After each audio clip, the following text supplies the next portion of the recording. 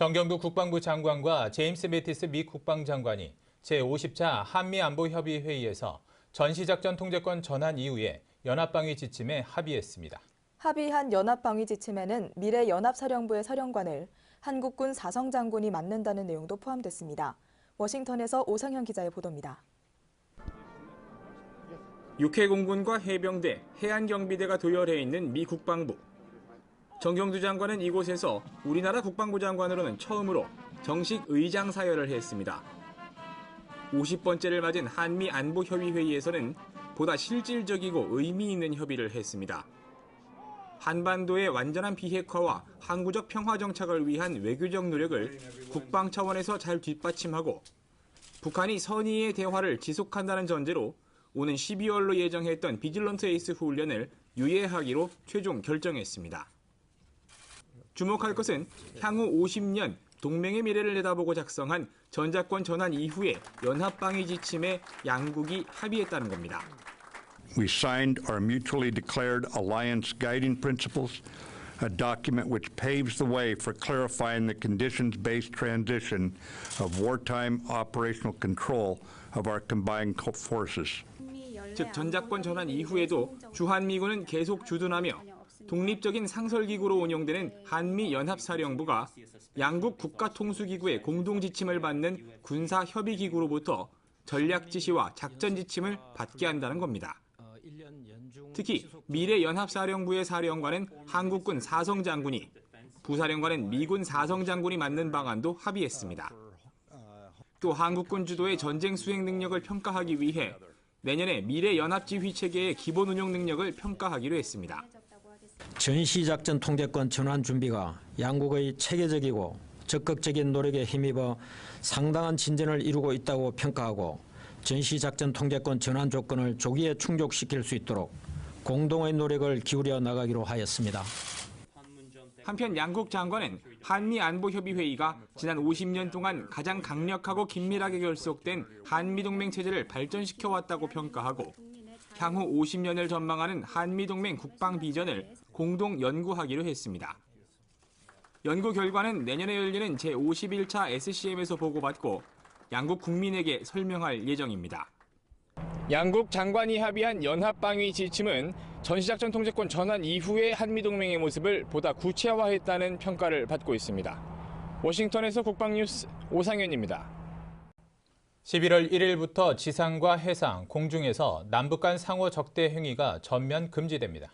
판문점 선언 이행을 위한 9.19 군사 분야 합의서에 따른 조치입니다. 이다경 기자입니다.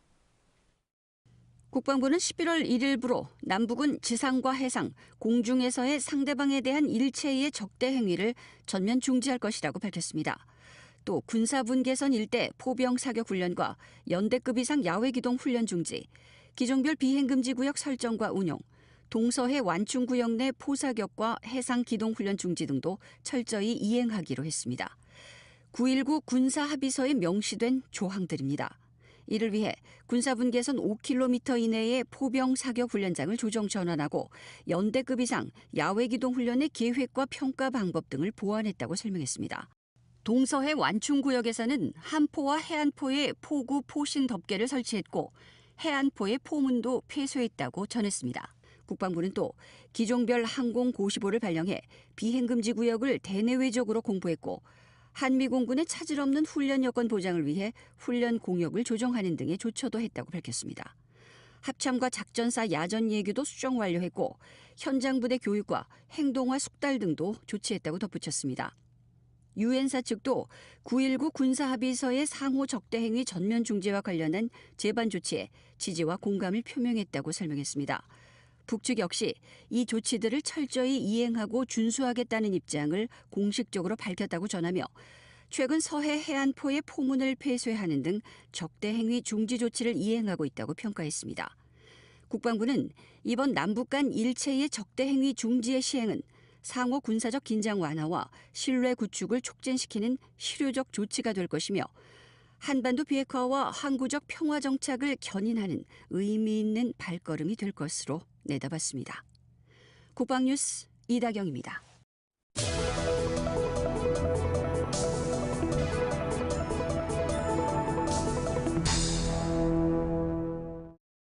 4차 산업혁명 시대를 맞아 사회 곳곳에서 무인화 열풍이 불고 있는데요. 방위산업 분야도 예외는 아닙니다. 무인 로봇과 무인 수상정, 무인 잠수정, 드론 등 육군과 해군, 공군 각 분야에서 개발이 활발하게 추진 중인데요. 헬기의 경우에도 무인기로 탈바꿈시키는 작업이 진행 중입니다. 윤현수 기자가 취재했습니다. 500MD 헬기의 무인화가 한창인 부산의 한 작업장입니다. 무인화를 위해 부품을 떼어내고 붙이고 점검하는 과정이 차례로 진행됩니다. 500MD 무인 헬기의 명칭은 KUS-VH. 운용 반경은 200km로 4km 상공으로 날아올라 입력한 항로를 따라 임무를 수행할 수 있습니다. 2.75인치 로켓과 공대지 유도 무기를 전자는 7발, 후자는 4발까지 탑재가 가능합니다. 7.62mm 기관총도 장착할 수 있습니다. 전자광학과 적외선 장비 등도 장착해 육상과 해상에서 주야간 정찰 정확도를 높였습니다. 보시는 헬기 아랫부분에 있는 EOIR 장비를 달아서 정찰기로 개발을 1차로 하고 그다음에 정찰기로 개발이 성공적으로 끝나면 2단계로 라켓이라든지 미사일을 장착할 수 있는 무장 헬기로 추가 개발을 할 계획을 가지고 있습니다. 금년 연말을 목표로 지금 개발을 진행 중에 있습니다. 활용 범위는 2가지로 나뉩니다. 먼저 군사용. 전시와 평시 신속하게 대응할 수 있는 전력으로 도발 원점과 근거리 정밀 타격이 가능합니다. 해상의 공기 부양정 등을 감시하고 제압하는 데도 효과적입니다. 공공기관용으로는 물자와 응급환자 이송, 재해재난 대응 등으로 사용이 가능합니다.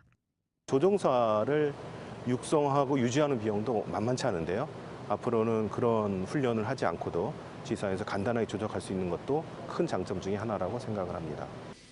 채공 시간은 5시간, 탑재 능력은 400kg으로 기존 유인 헬기보다 확장됐습니다. 사람이 타는 대신 기름을 더 싣고 보다 많은 무장을 할 수 있는 겁니다. 조종관과 계기판 등 사람이 조종하는 장비는 떼어내고 비행 제어 컴퓨터 등 무인 관련 장비를 장착해서 최첨단으로 만들어집니다. 현재 500MD 헬기의 군 운용 시간은 2만 시간 중 평균 6,000시간. 향후 20년은 더 사용할 수 있을 것으로 판단됩니다.